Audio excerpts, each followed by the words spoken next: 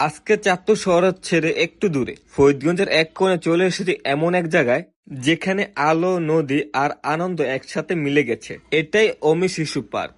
একই জায়গায় পার্ক আর মেলার মিলন। স্বাগতম বন্ধুরা, আমি আপনাদের ভাই বিজয়। আজকে এই নতুন ভিডিওতে আপনাদের জানাই স্বাগতম। চলুন শুরু করি আজকে ভিডিওর অভিজ্ঞতা।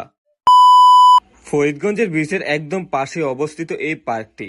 একসময় এই পার্কটি বেশ পুরাতন ছিল, তবে এখন নতুন করে সাজানো হয়েছে অনেক সুন্দরভাবে।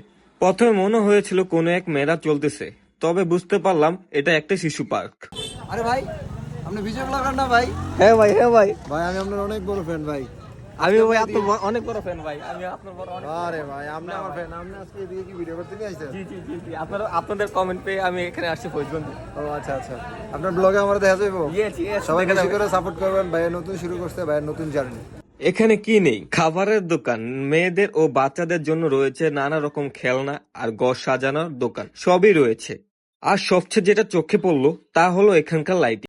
রাতের বেলায় পার্কের চারপাশে রঙিন আলো এক অপূর্ব পরিবেশ তৈরি করে। মনে হয় যেন পুরো জায়গাটায় আলো ভরে আছে। আর পাশেই আছে নদী, যা এই পার্কের সৌন্দর্য আরো বাড়িয়ে দেয়। পরিবার বা বন্ধুদের নিয়ে একটু নিরিবিলি সময় কাটানোর জন্য এটা সত্যি একটা দারুণ জায়গা।